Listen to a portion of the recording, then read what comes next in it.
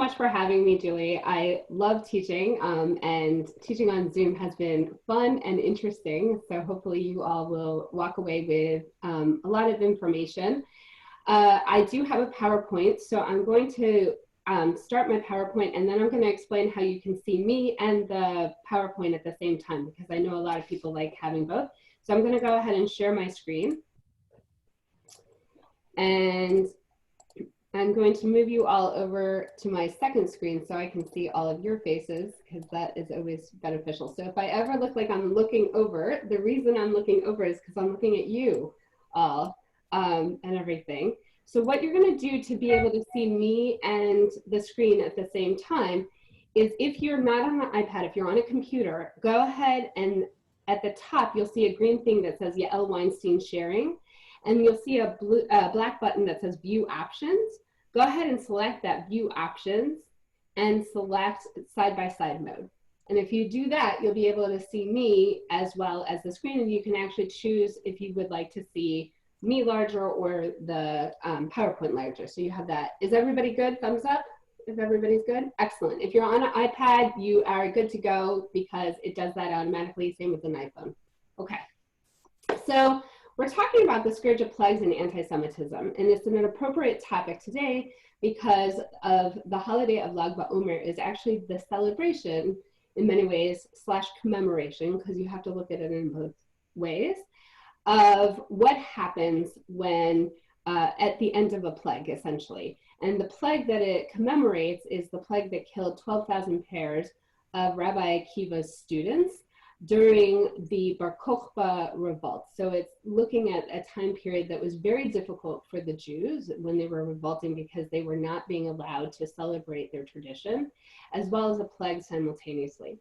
That's not the plague we're going to delve the deepest into today. The plague we're going to delve the deepest into today is actually the plague of 1348, which is the Black Death, and really what that did between 1348 and 1349 and how that relates today.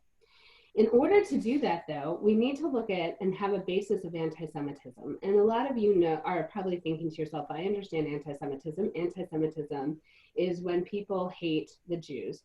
But what I want to do is I want to introduce you to the concept called the anti-Semitism equation, which is actually based off of my master's thesis, in a way to really frame anti-Semitism throughout history. Because even though people claim that anti-Semitism has happened basically, in various places at various times for various reasons, the truth is you can look at all those time frames, all those reasons, and see a larger picture of why it has happened. And so we're going to explore that for a few minutes, and then we're going to really delve deep into the Black Death of 1348. So to do that, we have to look at the fact that many times anti-Semitism is divided into different time frames. So typically the classical pagan anti-Semitism, which is kind of the anti-Semitism of the Lag BaOmer story of 135 CE. It's also, if you go to before that, to the BCE time period with Antiochus Epiphanes against the Jews, with the Hanukkah story is the one that's most known and everything. Then you get into your Christian / medieval anti-Semitism. Many times it's called Christian anti-Semitism, however, it's, or Christian Jew hatred, sorry. But the reality is that it wasn't just Christian based. There was definitely Jew hatred out of the Muslim world too, when Jews were placed into a dhimmi-hood status, which was better than a lot of the times what was happening in Christian lands, but still not a world that was necessarily very tolerant all the time of the Jewish population. And then we move into modern anti-Semitism. And modern anti-Semitism really evolves with the emancipation of the Jews starting from the 1700s through to the 1800s, when anti-Semitism is taken outside of the religious Jewish context, supposedly, and placed into the context of a racial and political anti-Semitism, which gets us to the manifestations of anti-Semitism. So when you look at the manifestations of anti-Semitism, a lot of people will say, oh, well, that's religious anti-Semitism, or that's national anti-Semitism, or that's political anti-Semitism.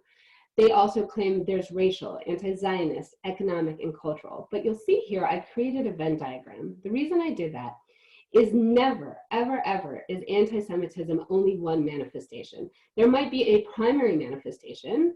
So Nazi Germany might have primarily been a racial anti-Semitism, but the truth is there were national, political, religious, cultural, and economic undertones throughout that type of anti-Semitism at all times. So therefore, it's really important to understand that manifestations of anti-Semitism cannot be removed from the greater picture. And that brings us to the anti-Semitism equation. You are not going to understand these words yet, and that's okay. I'm going to show you these words, and then we're going to delve deep into each one of them. So just understand that.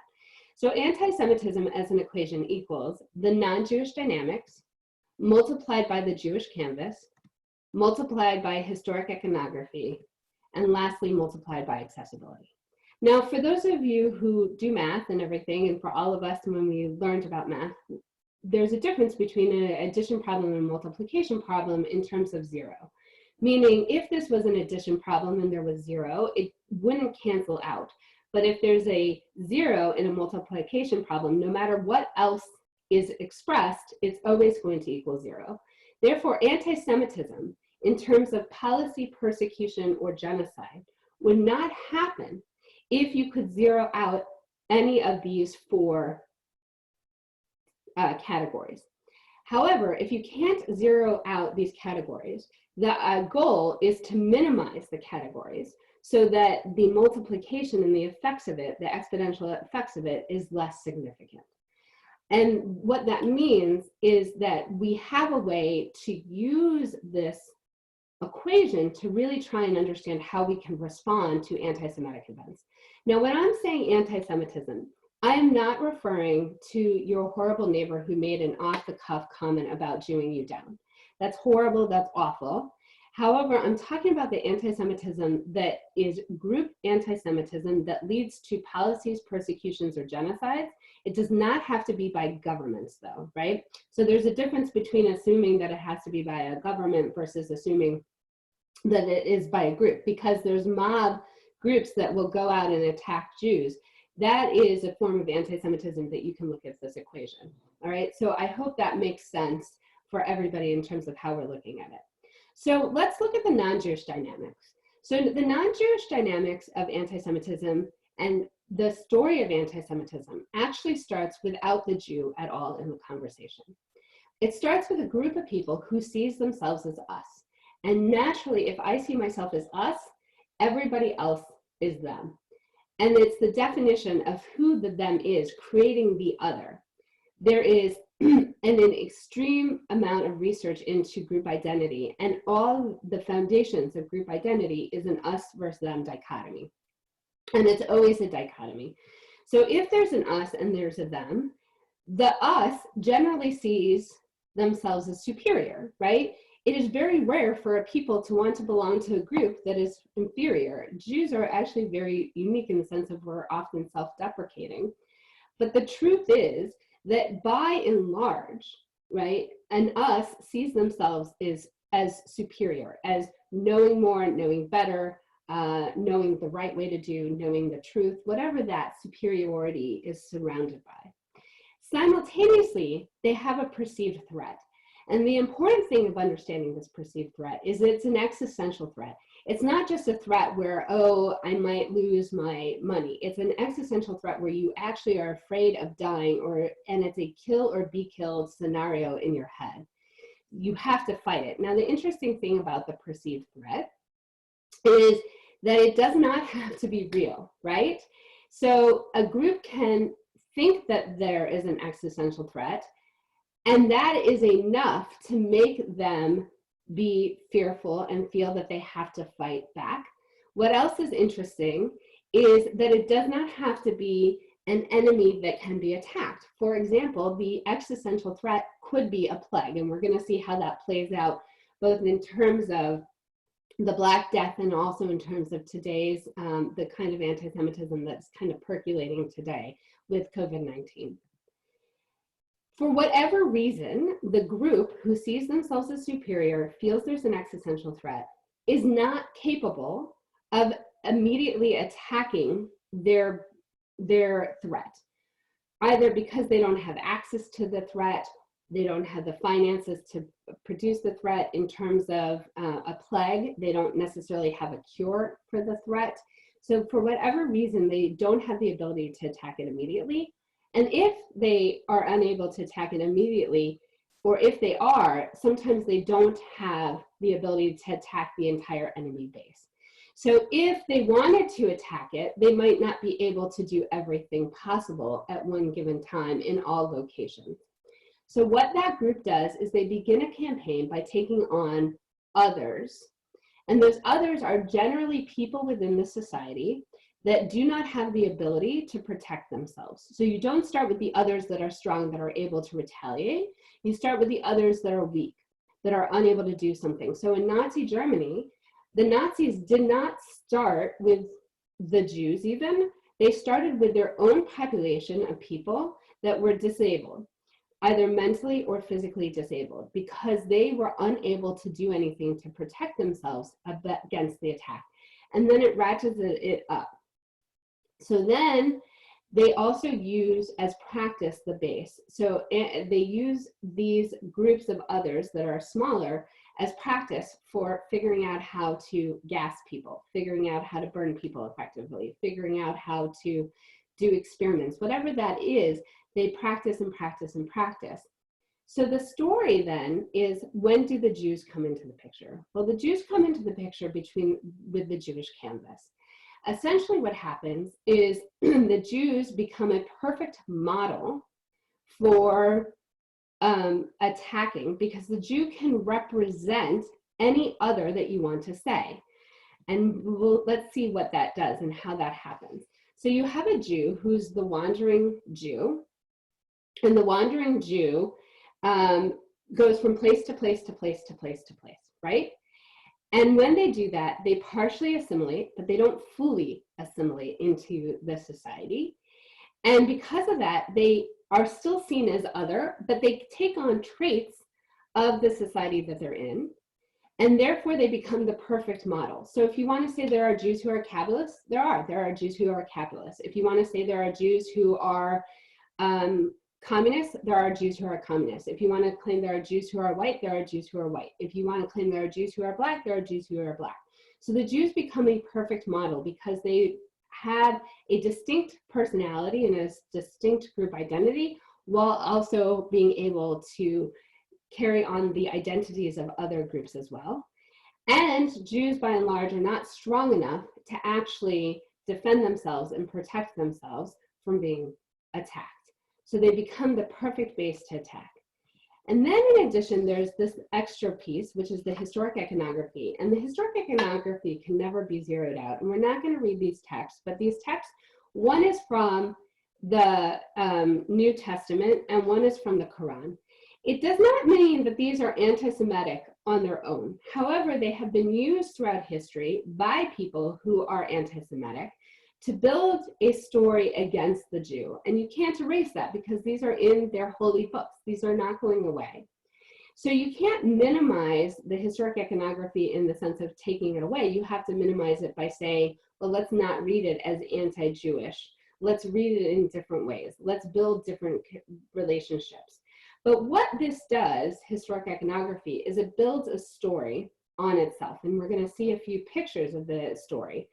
So this first image that I just brought up is the blood libel. It is a Christian child being killed by Jews. You can see this on a relief in a plaza in Italy, which then takes us to the Jew killing picture, right? And you can see the image has changed. Whereas this picture shows the Jew without the nose and it's just Jewish men, and they look like humans that are not sinister, but they're doing sinister stuff. In this one, they already have that large Jewish nose component that becomes very distinctive of anti-Semitism, and they're killing Jesus, okay, is what's happening here. This is the Judensau. For those of you who have never seen a Judensau, this is the Jew that is seen with horns and is the devil. You know they're Jews because they're wearing the Jew badge, which is the circle badge. And what they are doing is they are suckling the teeth of a pig and licking the anus of the pig as well. This used to be on the Bromberg Bridge, and in addition, there are Judencells all over Germany that present an idea of who a Jew is. Then you enter into the Jew being the world conspiracy. This is actually a picture of the protocols of the elders of Zion. So there's world conspiracy with the Jew, the sinister Jew. And then you have the Nazi Germany look. This is a poster from Nazi Germany of, this is not a man you want to see. This is scary, right?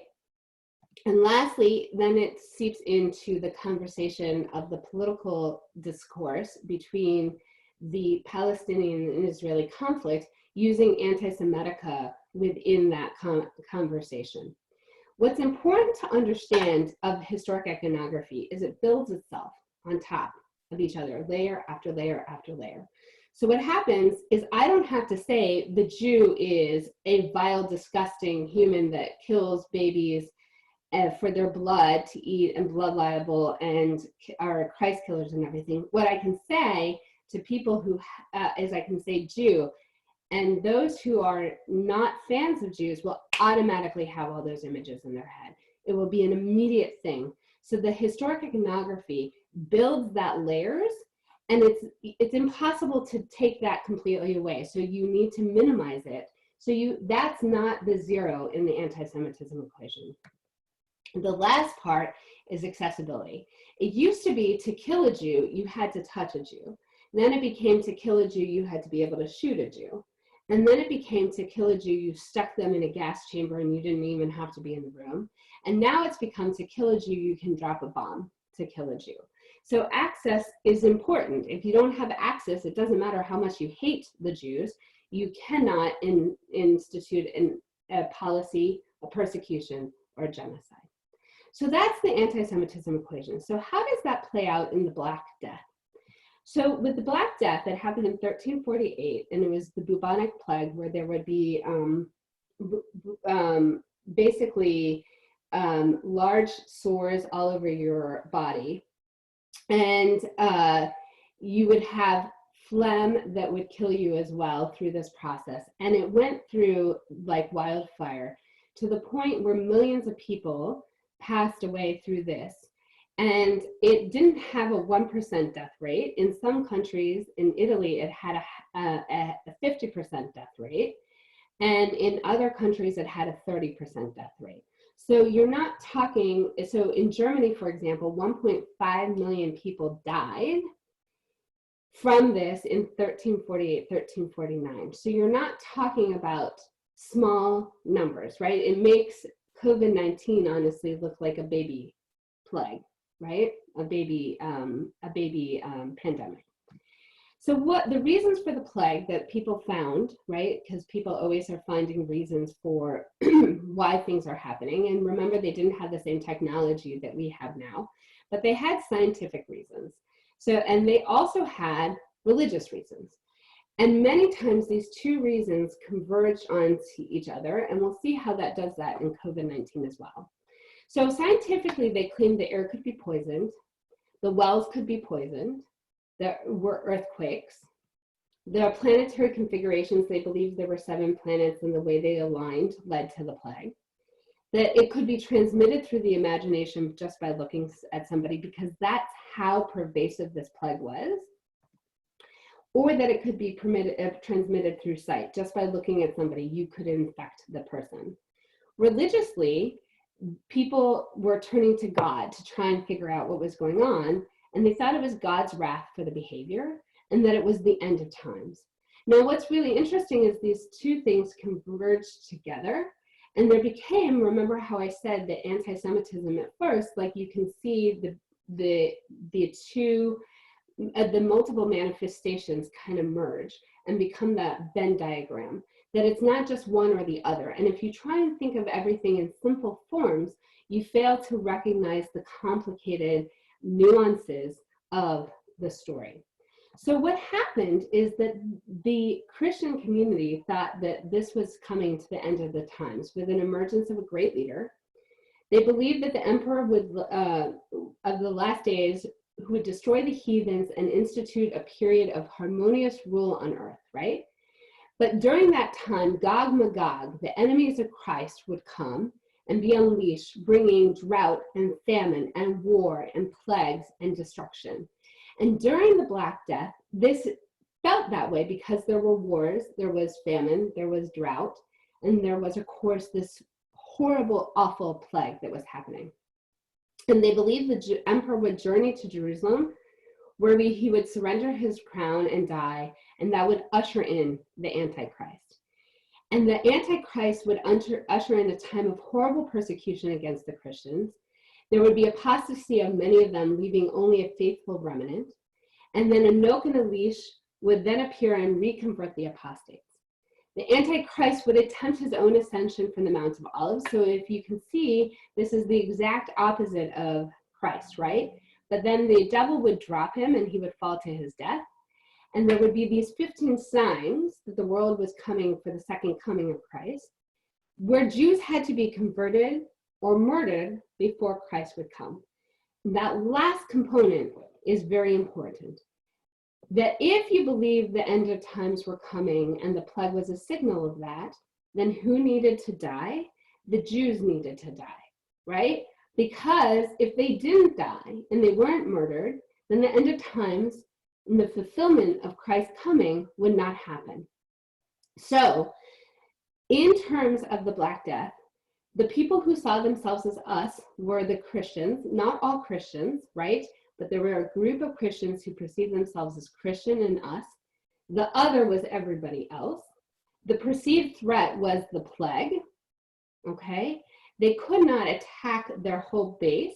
And so they started, because they could not attack the plague. And they tried different things. They would actually take people and leave them in fields to die, their family. If anybody were to be in contact with somebody with the plague, they were quarantined for 10 days to make sure. The Pope completely confined himself to his own room in quarantine and put a fire on to protect himself from the plague and stopped having judicial rulings and everything. So what ends up happening is that these were ways to try and defend themselves against the plague, and they weren't working. And they saw this end of time concept, and so they started attacking the Jews.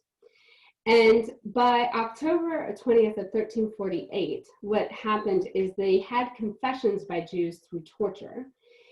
And they believed in this text, and I'll give this, and I'll make sure Julie has this so people can read it and everything. But basically they confessed that there was a rabbi who, Rabbi Periet, a Jew of Chambray, who was a teacher of their law. And he sent for this man Agimet, for whom he had searched, and when he had come before him, he said, "We have been informed that you are going to Venice to buy silk and other wares. Here I am giving you a little package of half a span in size, which contains some prepared poison and venom in a thin sewed leather bag. Distribute it among the wells, cisterns, and springs about Venice, and the other places to which you go, in order to poison the people who use the water of the aforesaid wells that will have been poisoned by you, namely the wells in which the poison will have been placed." So the Jews were not just accused of poisoning the wells in one location. The Jews were accused of a world conspiracy. So it's often thought that the first world conspiracy came about with the advent of the Protocols of the Elders of Zion. But the Protocols of the Elders of Zion was actually just based off of other world conspiracies that had already been created. The first one was around 1144, where it was created that the Jews were sinister, evil world plot, like this cabal.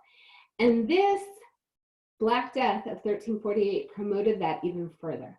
That the Jews were going around all of Europe, poisoning wells and killing people. And so this man, Agimet, did that. He confessed that he took what Rabbi Periet had told him to do. And then he ends up confessing of what happens. And according to this text, the confession is so strong because it was done in front of reputable people, and it was done on the 5 books of Moses. So of course he wouldn't lie by torture, because he was you know, basically making a vow that he was doing this and an oath on the Torah scroll, which they thought was as strong of an oath according to the Bible, okay?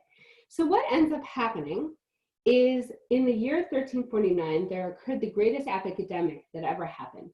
And death went from one end of the earth to the other, and on that side and this side of the sea, right? So they have this image of this horrible, awful death, and it describes it of how many people are dying.